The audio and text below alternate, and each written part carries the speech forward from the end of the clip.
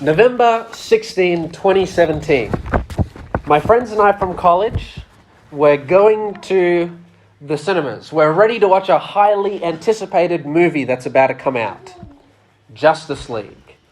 Now, it's a movie with all sorts of superheroes. All the classics are there. Batman, Superman, Wonder Woman, The Flash, Aquaman. They're all in this one movie teaming up together to fight the bad guy.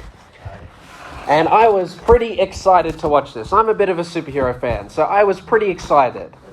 Now, to know where this story goes, you don't have to know anything about superheroes, so don't feel worried at all. The only thing you have to know to understand this story is what it feels like to have a broken heart.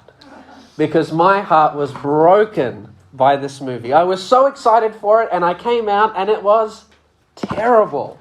It was not good at all. The jokes were terrible, the pacing was rushed, the editing was bad, and all the colors in the movie made everything look ugly.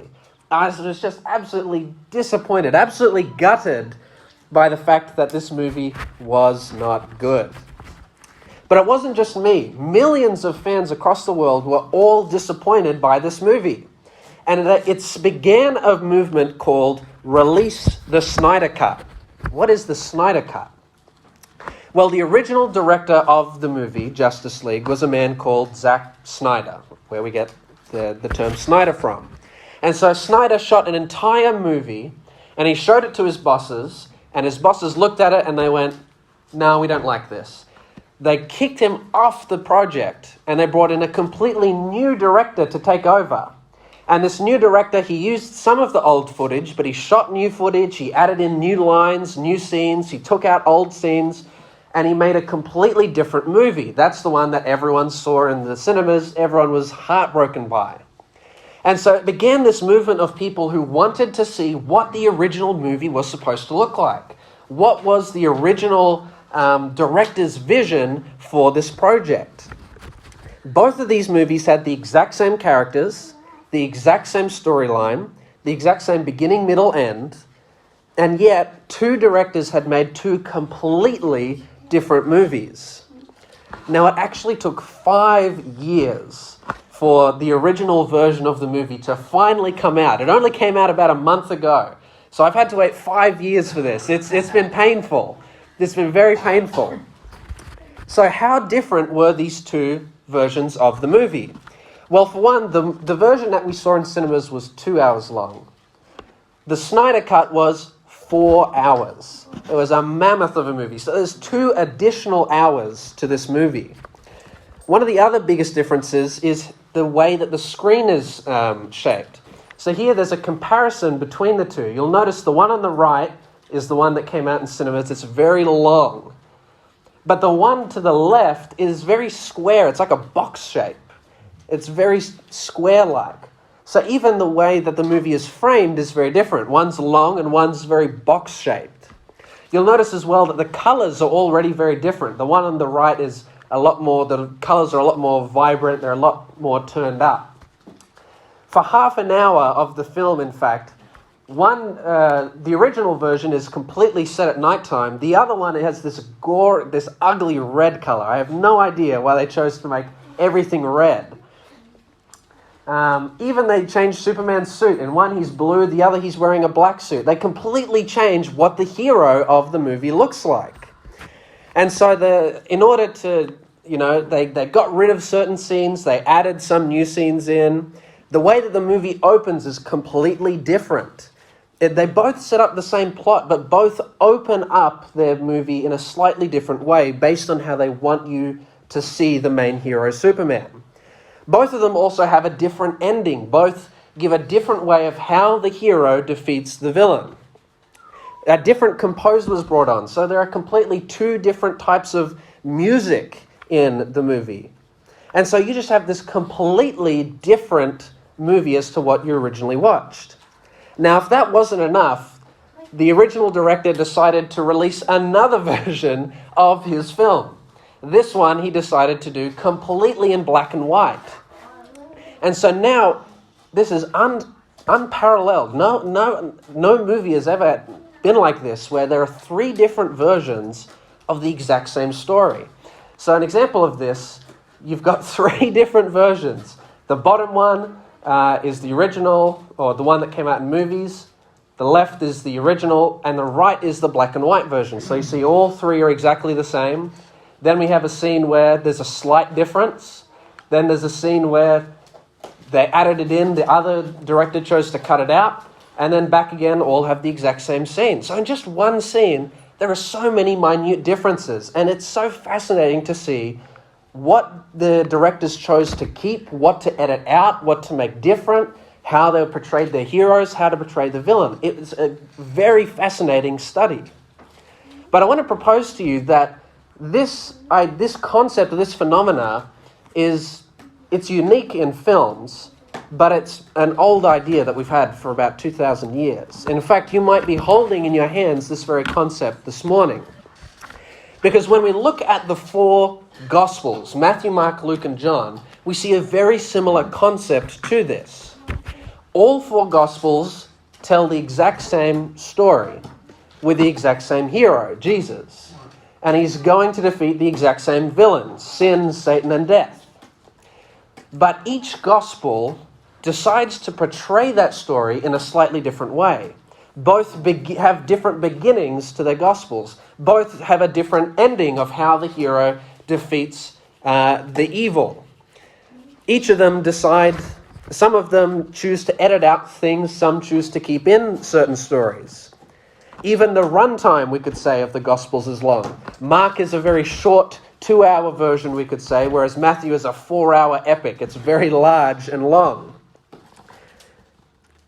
And so what is so fascinating is that each of the gospel writers, each of them has something unique to say. We could call them that they're the director of this movie about the life of Jesus. And as they're trying to show us about the life of Jesus and teach us, they give different beginnings, middle, and end. The plot stays the same. The story, the characters are all the same. And yet different scenes are added, different lines of dialogue are here taken. And each gives a unique perspective of who Jesus is. And so this morning we're going to just have a brief overlook at how each of these four gospel writers wants you to see Jesus. What is their way of revealing to you the person of Jesus? So let's begin with Matthew, the Gospel of Matthew. And we'll just simply go through 3 short questions with each gospel. The first being, who wrote the gospel? Any guesses as to who wrote the Gospel of Matthew? No trick question here. Matthew wrote it. So Matthew is a Jew. And the audience that Matthew is writing to is the Jewish community. And so the depiction that Matthew is trying to convey to his specific audience is this: that Jesus is the promised Messiah, the King of Kings, and the Lord of Lords.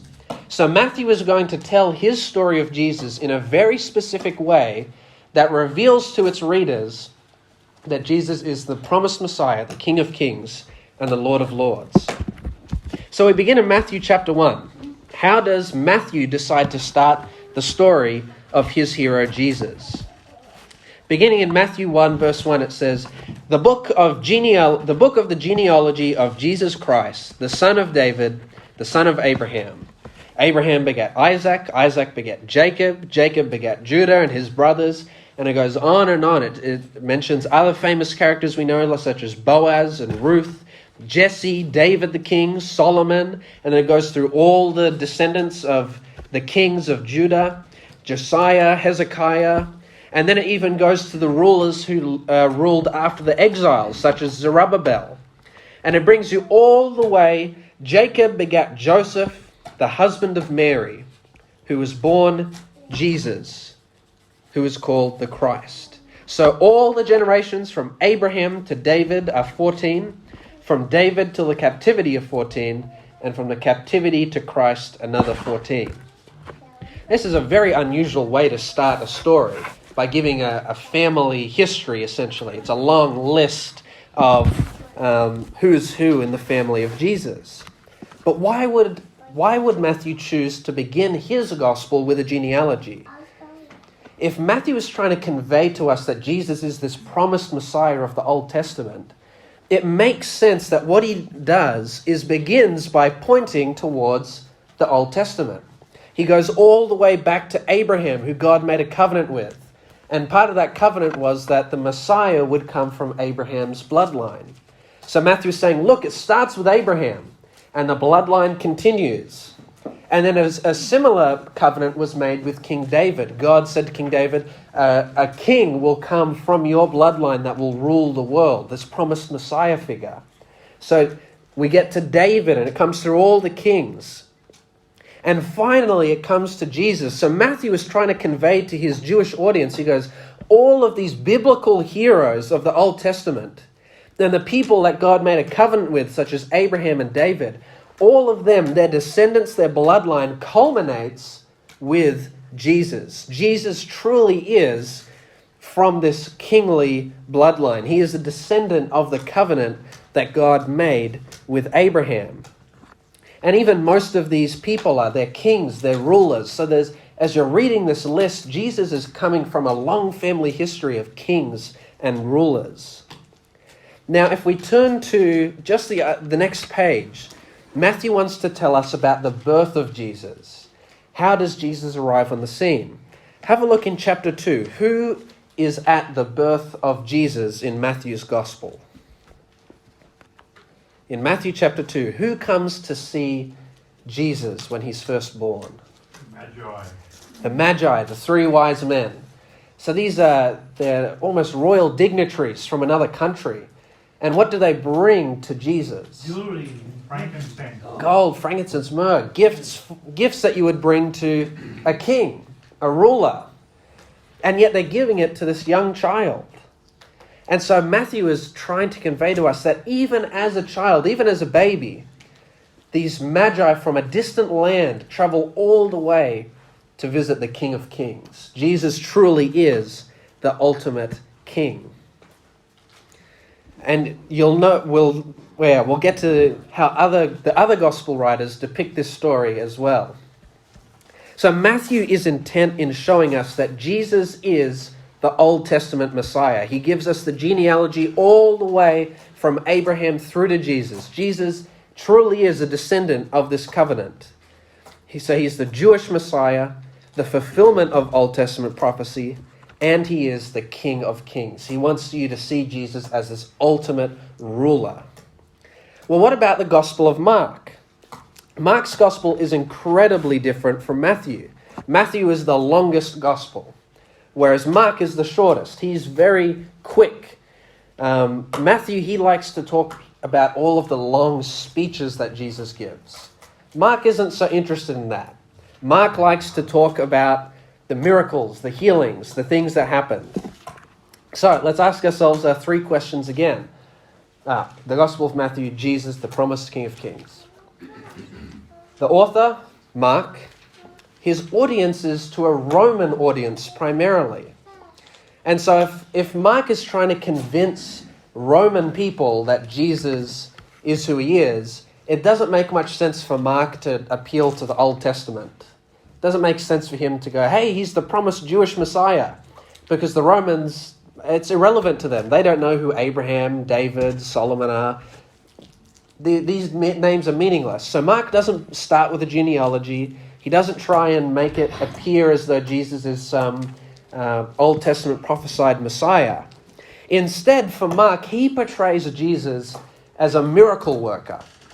This Jesus is almost like a fast-paced action hero / servant. This Jesus, he goes quickly and he does impressive miracles. Let's begin with Mark chapter 1 to see how differently Mark decides to open up his gospel. So Matthew opened up with the genealogy. Mark in chapter 1 has a very different approach. In verse 1 he says, "This is the beginning of the gospel of Jesus Christ, the Son of God." And then he gets straight into the story of Jesus' baptism. He does the temptation in the wilderness story in 2 verses. And then Jesus begins his Galilean ministry. It took him 14 verses and he's straight into the Galilean ministry. And then have a look. Once Jesus starts his ministry, what does he do? He casts out an unclean spirit. He heals Peter's mother-in-law. He heals many people after Sabbath. He cleanses a leper. He heals a paralytic. This Jesus is just, and he's performing all of these miracles. He's going all over the place, performing miracle after miracle, healing after healing. This Jesus is very fast as well. In fact, Mark uses this word immediately 13 times in just chapter 1 of his gospel. Let's have a look if we can find them. Mark chapter 1, verse 10. Immediately, coming up from the water, he saw the heavens parting and the Spirit descending. Verse 12. Immediately, the Spirit drove Jesus into the wilderness. Verse 18. The disciples immediately left their nets and followed him.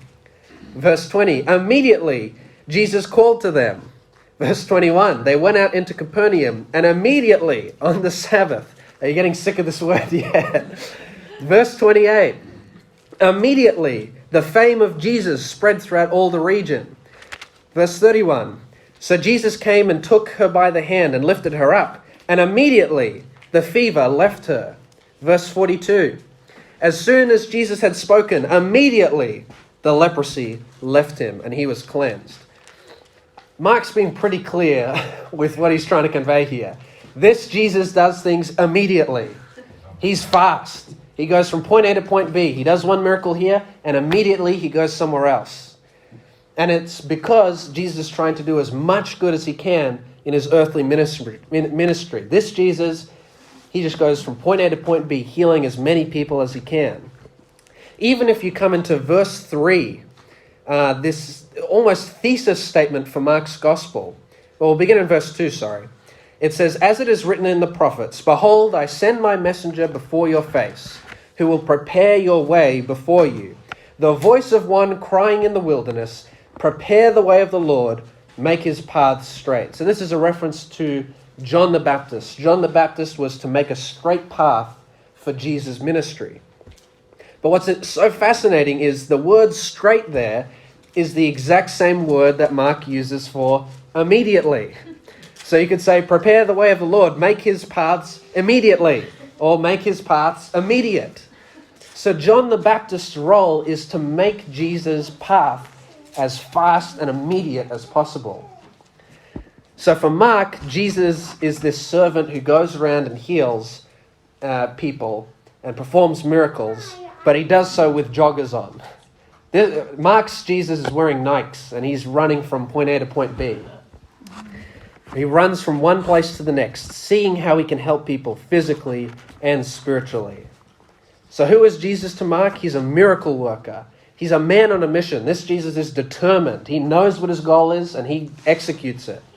And he's a fast-paced servant. So he's got his joggers on. That's a way for us to remember how Mark views Jesus. Let's come now to the Gospel of Luke.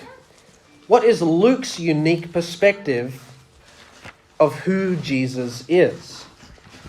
Well, Luke, of course, is the author. His audience is primarily Gentiles or non-Jewish people. So Matthew wrote to the Jews, Mark wrote to the Romans, Luke here writes to non-Jewish people. And the way that Luke conveys his view of Jesus is that Jesus is a humble servant. And while Mark's Jesus is fast and goes like a runner, Luke's Jesus is very slow. Luke's Jesus likes to walk. And this Jesus, he takes time to spend with people and get to know them. That's why he's slow and he walks, because he's spending time with people. And he's a friend to the outcast. This is a very important theme in Luke's gospel, that Jesus will go beside and walk with the people that are usually looked down on in society. How does Luke's gospel begin? Well, Luke also decides to tell us how Jesus was born. Mark didn't really care. Mark doesn't care how Jesus came on the scene. He just wants you to know what Jesus is doing now that he's on the scene. But Luke, he wants to, like Matthew, take the time to tell us how Jesus was born. And he starts with a story of Zacharias and Elizabeth. These were relatives of Mary and Joseph. And Zacharias and Elizabeth, they're quite humble people. Zacharias is a priest, but both of them are old and neither of them have children. Then when Jesus is born later in the temple, two prophets come to him, Anna and Simeon. And we have the main characters as well of Mary and Joseph. So it's very interesting that Luke, in the very beginning of his gospel, pairs off a male and a female character in each of his stories. And this carries through a lot of his gospel. He'll always make sure to balance the character where a man appears, balancing it out with a woman. Similarly, if we have a look in chapter 2. Chapter 2. Who is it that arrives at the birth of Jesus? So Matthew, he wanted to tell you that the three wise men, or we don't know how many, but the Magi, the wise men, were the ones who came to see the young Jesus. But in Luke chapter 2, have a look in verse 8, have a skim read. Who is it that turns up to Jesus' birth in Luke's gospel? The shepherds. Very different from prestigious wise men from a foreign country who bring gifts for a king, isn't it? Now, of course, we know that both of these stories are true, that Jesus was visited by both wise men and shepherds. But isn't it fascinating that Matthew, because he wants to see Jesus as this king, he goes, I'll put in the story where the royal dignitaries come, and the shepherds I won't worry about. Whereas Luke, he goes, well, I want my Jesus to be a friend to the outcast, the friend to those looked down on in society. My Jesus is very down to earth. And so he goes, I know that the wise men visited Jesus, but I won't put that in my gospel. My gospel will have the story of the shepherds, these lowly people who would look down on in society. These will be the ones that I'll say were at the birth of Jesus. Very fascinating. And of course, throughout Luke's gospel, Jesus continues to associate himself with people who are looked down upon. We have the story of Zacchaeus, the tax collector. No one liked the tax collectors. And Luke is the only one to tell us about the story of Zacchaeus. Luke features many more parables about many more stories about women who Jesus helped. This Jesus is very much uplifting to women during a time in which they were very much looked down upon. And even more fascinating, in Luke chapter 3, Luke does decide to tell us the genealogy or the family history of Jesus as well, in verse 23. So just like Matthew, he decides to eventually tell you who Jesus' family tree is. But this time, rather than starting at Abraham and going forwards, Luke decides to start with Joseph and go backwards. And he ends with Adam, the son of God. I find that very interesting. For Matthew and a Jewish audience, he's appealing to the fact that Jesus comes from this long line of, Jewish heroes. And so Jews reading Matthew, they'd read it and go, yes, I know, Jesus, he's the descendant of Solomon, David, Abraham. Luke, rather than start at the end, start earlier and come forward, he starts with Jesus and he points Jesus all the way back to Adam. And by pointing back to Adam, everyone comes from Adam. All humanity, not just the Jews, but the Gentiles as well, all come from the family tree of Adam. So it's as though Luke is trying to point back to his Gentile readers and say, look, Jesus, he can be traced all the way back to the very first man that all nations come from. And so he's being very inclusive in saying that Jesus is not just for the Jews, he's for the Gentiles, because his family tree goes all the way back to Adam, from whom all family trees come from. And if you were to read the names of the people, the names are actually different in the genealogies. Matthew's follows the family tree of Joseph, and it's all these kings and rulers. Whereas Luke's genealogy is actually the family tree of Mary. He traces the other side of the family.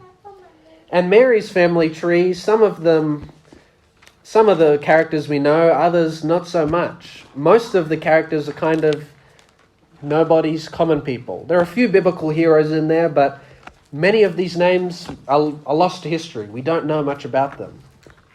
But Luke's being intentional in that way. He's saying that Jesus also, he does come from a line of kings and rulers, but he also comes from a family tree of common, ordinary people. This Jesus is very down to earth, very much looking to be a humble servant to anyone. Even Jesus' resurrection I find incredibly funny. Each gospel writer tells a slightly different tale of what happened after the resurrection. And Luke's Jesus, as we said, is constantly walking. He's not running like Mark's is. Luke's Jesus is walking. He's talking with people. He spends time. He gets to know them. He listens to them. And I love the fact that when Jesus resurrects in Luke's gospel, the very first thing he does is he finds two guys walking on the road to Emmaus, and he pulls up beside them and he goes, "Oh, I'll come for a walk with you guys." That's how consistent this depiction of Jesus is. Even when he resurrects from the dead, he just goes straight back to slowly walking with people, talking with them, listening to them, explaining the scriptures to them. So who was Jesus to Luke? He was a humble man, a slow walker, and a compassionate helper.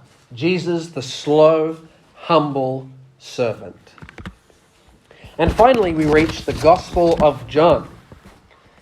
John, of course, was one of Jesus' disciples, one of his closest disciples. And John was writing to a Christian audience. This is Jews and Gentiles all kind of combined. And what John was seeking to do was affirm the faith of these believers. He was writing these stories to make Christians feel assured of their faith. And John, he wrote his gospel much later than the other three. And we find that John, he's decided to include many stories that Matthew, Mark, and Luke did not include in their gospels. In fact, almost all of the stories in John are unique to his gospel. And how does John want us to see Jesus? How does he want to depict who Jesus is? To John, Jesus is the divine God-man. Jesus is fully God and yet fully man. John wants to show us the full deity of Christ in human form. And so if we go to John chapter 1, we begin to see this depiction of Jesus as divine. John chapter 1, in the beginning was the Word, and the Word was with God, and the Word was God. He was in the beginning with God. Where is that phrase, in the beginning? Where do we hear that elsewhere? Genesis 1. In the beginning, God created the heavens and the earth. And yet here, the word Jesus, pardon me, John writes, in the beginning was Jesus. And Jesus was with God, and Jesus was God. Jesus was in the beginning with God. All things were made through Jesus, and without him nothing was made that was made. In him was life. The life was the light of men. And the light shines in the darkness, and the darkness did not comprehend. So John begins his gospel by bringing your mind back all the way to Genesis chapter 1. And he says, the very God that you read of in Genesis that made the entire world, that is Jesus. Pardon me. And yet, in verse 14 it says, the Word, Jesus, became flesh and dwelt among us. So this Jesus, the creator of the entire universe, this divine, powerful creator, also became a man in human flesh.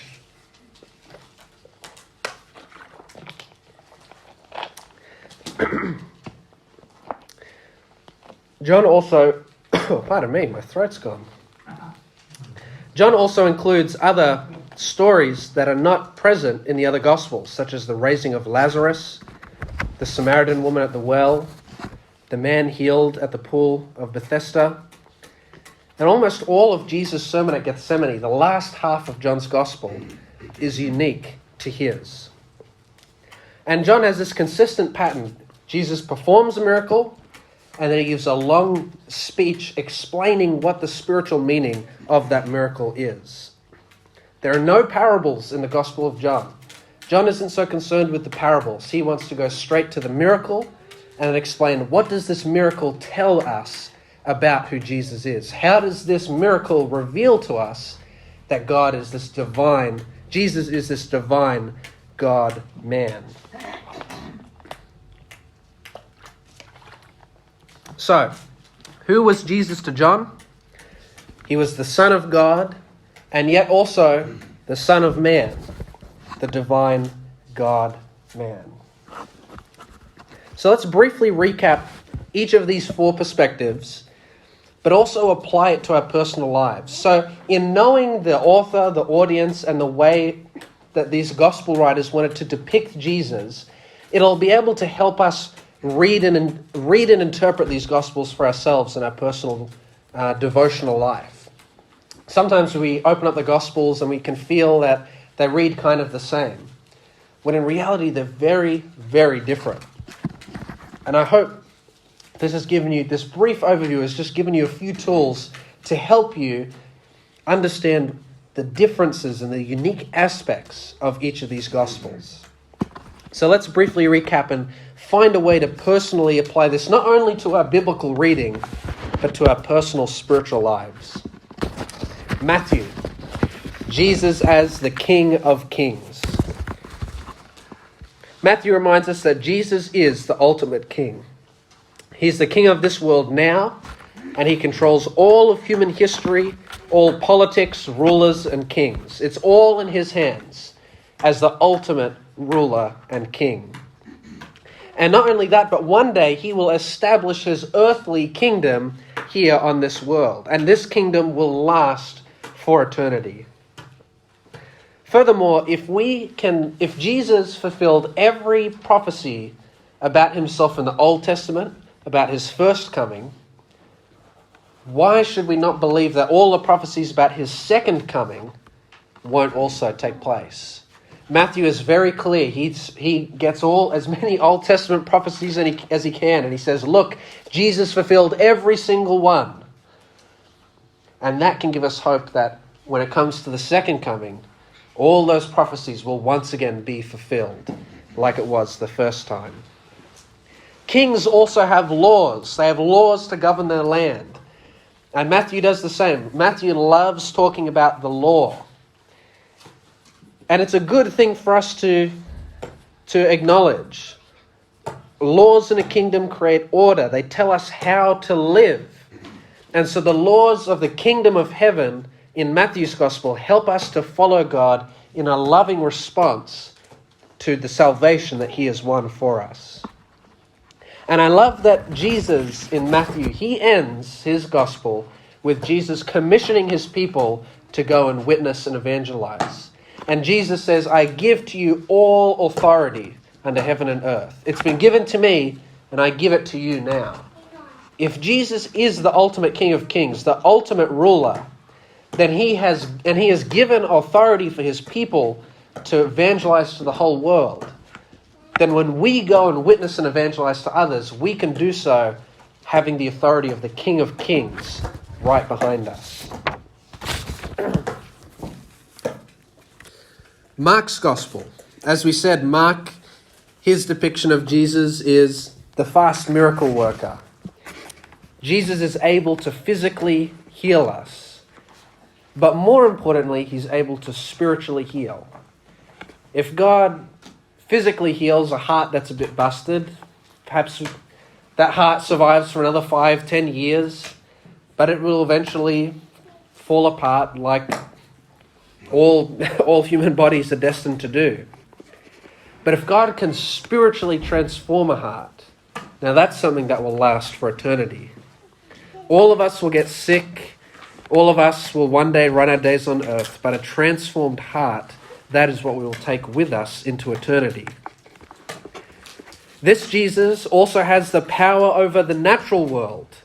He's the Jesus who calms storms.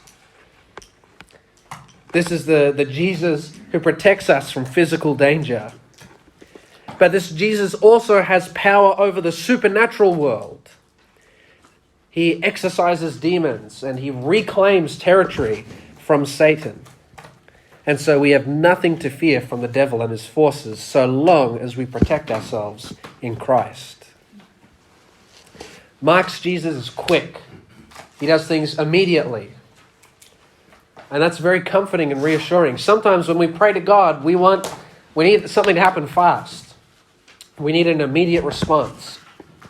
And God is like that. Whenever people call God, no one goes to voicemail. God's quick. He picks up the phone immediately. Now, the answer to our prayer may happen immediately. It may happen later. But rest assured, God listens immediately to what we have to say. And Jesus once again calls his followers to follow him in this ministry. If Jesus' ministry was to go quickly and immediately to wherever help was needed and perform healings and miracles, the same is true for his followers. If we see need, we have to respond immediately. And if possible, spiritually heal those that are in need. Not only help them physically, but help them spiritually, like Jesus did. To Luke, Jesus is the creator and sustainer of the whole universe, and yet he takes time to listen to our individual struggles. That's a pretty tough gig, isn't it? Jesus is holding up the entire universe in his hands, and then I can imagine, we pray to him, we tell him what's going on, and he goes, yeah, what is it? And he does it easily. It's no burden for Jesus. We can come to Jesus. And Jesus doesn't just listen. This Jesus is able to empathize with us. Jesus has lived the human life. And so he's experienced many of the things we have. Hunger, exhaustion, busyness, stress, temptation, trials, persecution, pain, sickness, rejection, grief, poverty. None of these things are things that Jesus cannot relate to. And so when we come to Jesus and we pour our hearts to him, Jesus doesn't just listen, he also empathizes with us. He's able to relate personally to our experiences. Jesus is also very much focused on ensuring that all people are invited into his kingdom.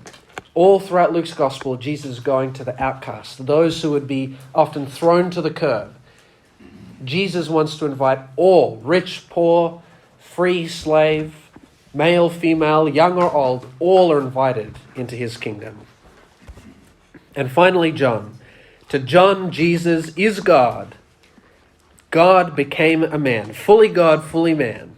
And here is a beautiful promise. Because God has dwelt with humanity, humanity can be assured that they will one day dwell with God.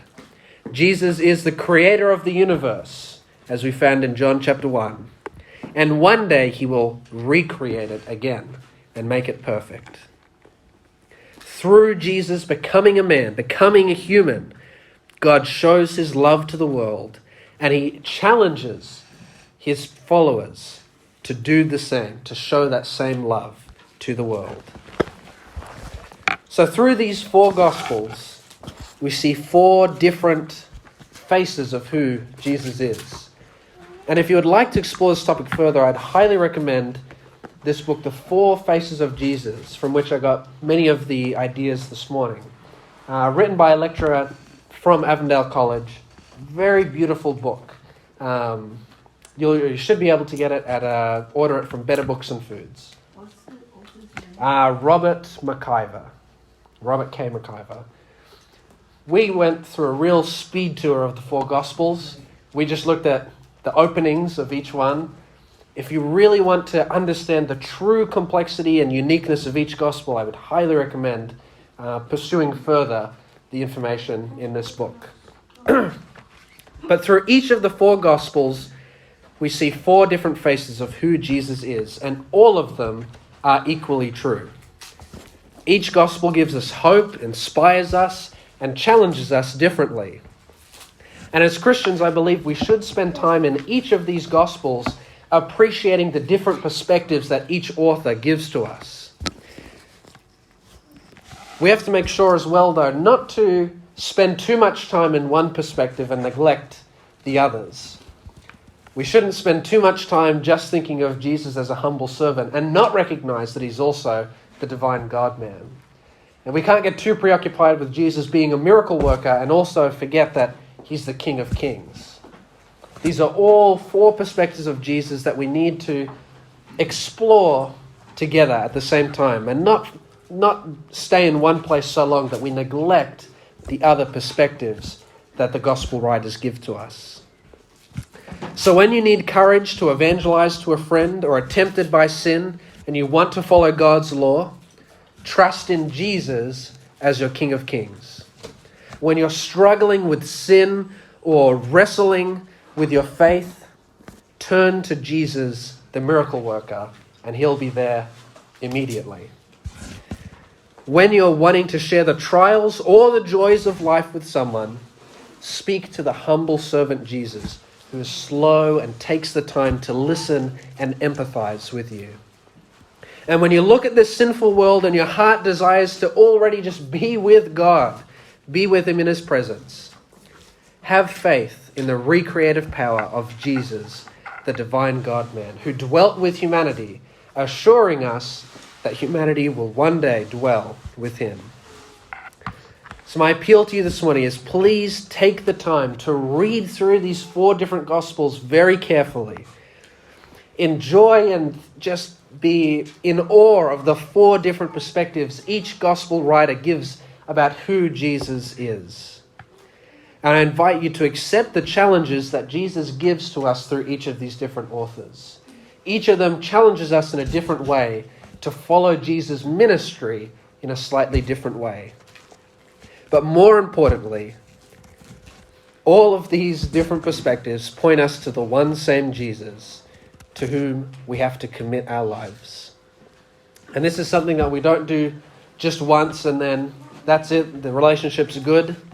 We keep committing to that relationship. You never give up. Never give up. There's a really good video that myself and Sarvel watched on, building up positive relationships in your marriage. And the commentator was saying, or the speaker was saying that too often, this is perhaps a stereotype, but too often men will just say, I love you, and then not often enough. They just say it once. They say, if anything changes, I'll tell you. But until then, you know I love you. Not the best way to build up a relationship. Yeah, but some women don't like hearing the word over and over. Maybe, I'm not sure. Sarvel doesn't seem to mind. Depends how said, look. Right? Depends how said. Yeah, I pray for it. But the same principle is very true for our relationship with God. It's not something that we commit to once. We say to God, we say to Jesus once, hey, I want to be in this loving relationship with you, and then that's the end of it.